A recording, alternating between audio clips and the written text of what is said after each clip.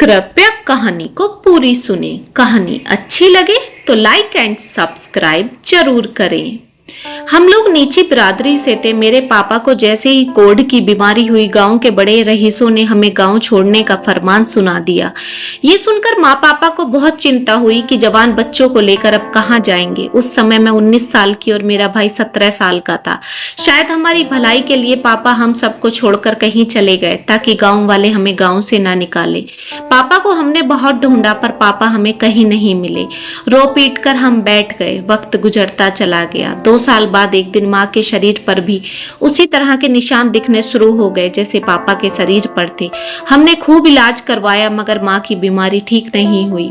फिर एक बार गांव वालों ने हमें गांव छोड़ने का फरमान सुना दिया।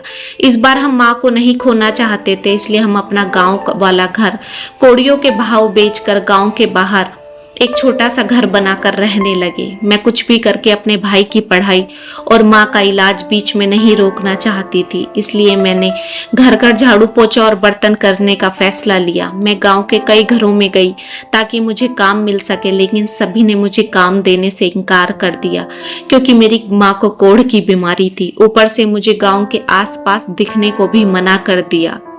मैं परेशान मन से गांव के बाहर तालाब पर आकर बैठ गई। तभी गांव के 3 रसूखदार अमीरों के बेटे मेरे पास आए।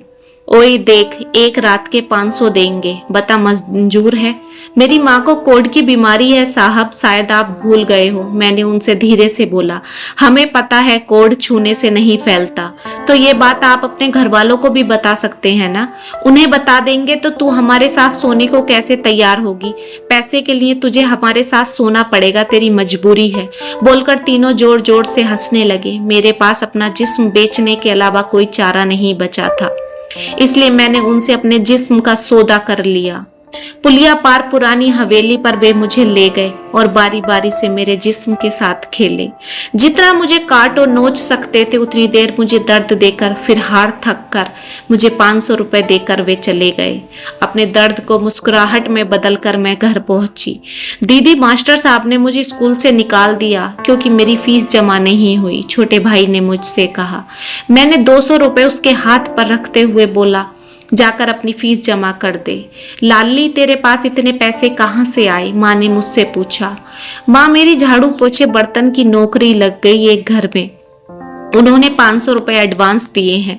ये सुनकर माँ बहुत खुश हुई। मैं नहाने चली गई क्योंकि अपने आप से घिन आ रही थी मुझे। बिस्तर पर लेटकर बदन का एक एक हिस्सा बुरी तरह दुख रहा था। मन कर रहा था चीख चीख कर रो लूं, मगर ऊपर वाले ने इतनी मजबूरी दी है कि रो भी नहीं सकती।